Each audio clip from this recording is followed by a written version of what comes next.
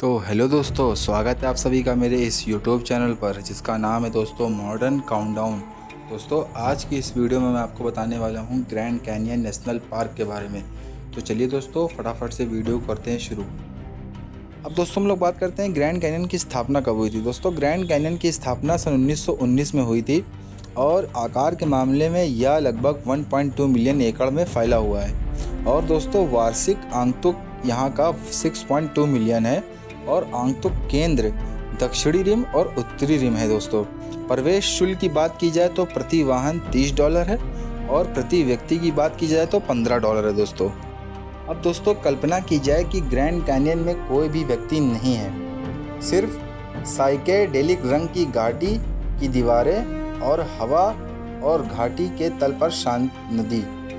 12,000 साल पहले grand canyon और उसके आसपास रहने वाले मूल अमेरिकियों और 16वीं सदी में दरार पर नज़र डालने वाले स्पेनिश खोजकर्ताओं को ठीक यहाँ ऐसा ही लगा होगा। दोस्तों अब दोस्तों अगर आज की बात करें तो हर साल 6 मिलियन से ज़्यादा लोग ग्रैंड कैनियन नेशनल पार्क में विज़िट करते हैं। विजिटर सेंटर हमारे यहाँ पर खच्चर यात्रा, ट्रेन टूर, हेलीकॉप्टर राइड और बहुत कुछ देखने को आते हैं। यहाँ करने के लिए इतनी सारी चीज़ें हैं दोस्तों कि शायद दर्शकों की भीड़ से बच पाना नामुमकिन लगे, लेकिन हमारे पास कुछ ऐसे सुझाव हैं जो आम तौर पर नहीं देखे जाते हैं।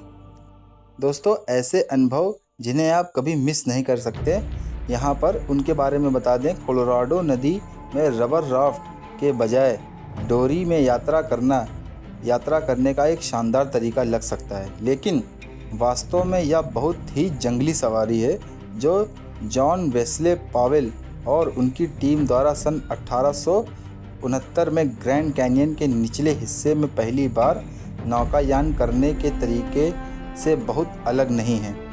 डोरियों का डिज़ाइन चट्टानों और रैपिड्स के चारों ओर घूमने के लिए फुर्तीला और तेज़ है, लेकिन नावें राफ्ट की तरह लहरों के ऊपर से गुजरने के बजाय उनके बीच से गुजरती हैं, जिसमें रोमांचक और रोमांचित हो जाते हैं लोग।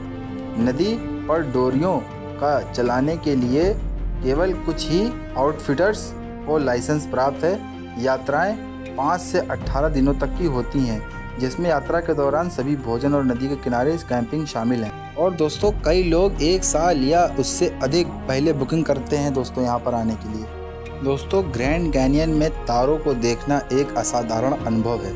रात के आसमान की स्पष्टता को 2019 की गर्मियों में मान्यता दी गई थी, जब पार्क को आधिकारिक तौर पर अंतर्राष्ट्रीय डार्क यानी स्काई एसोसिएशन द्वारा अंतर्राष्ट्रीय डार्क स्काई पार्क के रूप में नामांकित किया गया था।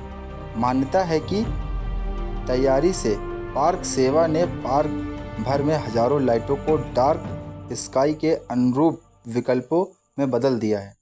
इसने न केवल मेहमान को चट्टानों के ऊपर आकाश को बेहतर नज़ारा देखने के लिए प्रोग्राम किया है, बल्कि इससे वन्यजीवों को भी लाभ होता है जिन्हें कृत्रिम प्रकाश से बाधित किया जा सकता है। हर जून के आगंतुक स्टार पार्टियों का लाभ उठा सकते हैं, जिसमें मुफ्त उपयोग के लिए दूरबीनें लगाई जाती हैं। साथ ही खगोलशास्त्री वार्ता और फोटो कार्यशालाएँ भी होती हैं। दोस्तों ग्रैंड कैनियन नेशनल पार्क में आने वाले बहुत कम पर्यटक रिम के नीचे लंबी पैदल यात्रा करना पसंद करते हैं। 5% से भी कम लोग शीर्ष से दूर जाने का साहस करते हैं, लेकिन कई जगहें हैं जहां से घाटी में नीचे उतरकर दीवारों को देखने का अनुभव किया जा सकता है, जो सहस्त्रबदियों में मौसम के प्रति भूमि और प्रतिक्रिया के शानदार उदाहरण हैं। उनमें से एक है साउथ कैबाब ट्रेल, जो लोग घाटी के तल तक 6 मील से अधिक की चढ़ाई नहीं करना चाहते उनके लिए। उआ आओ पॉइंट लगभग 1/3 नीचे शानदार दृश्य प्रस्तुत करता है। दोस्तों टोरोवेप ओवरलुक उत्तरी रिम का घाटी का सबसे दूरस्थ दृश्य बिंदु है। दिल के कमज़ोर लोगों के लिए दोस्तों यह नहीं है, लेकिन यह एक अनोखे अनुभव की गारंटी देता है। ओवरलुक के किनारे पर हवा के अलावा कुछ नहीं है। लगभग 3000 फीट नीचे कोलोराडो नदी पर सबसे बड़ी रैपिड बहती है। प्राचीन लावा प्रवाह और काले सिंडर शंकु उस समय की याद दिलाते हैं जब ज्वालामुखी विस्फोटकों ने घाटी को उस रूप से ढाला था जिसे आज हम सब लोग देख रहे हैं। ओवरलुक तक पहुंचना एक चुनौती है। सड़क कच्ची है और चट्टानों से भरी हुई है। इसे चलने के लिए उच्च निकासी वाहनों की आवश्यकता होती है और अगर आप ओवरलुक के कैंपग्राउंड ट्विप में रुकना चाहते हैं तो आपको बिना किसी सेवा के इस क्षेत्र में रहने के लिए बैककंट्री परमिट और बहुत सारी तैयारी की आवश्यकता होगी। दोस्तों, सड़कों के अभाव के कारण ग्रैंड कैनियन को देखने के लिए केवल 3 ही रास्ते हैं: पैदल यात्रा, खच्चर यात्रा और नदी के समतल क्षेत्र में यात्रा।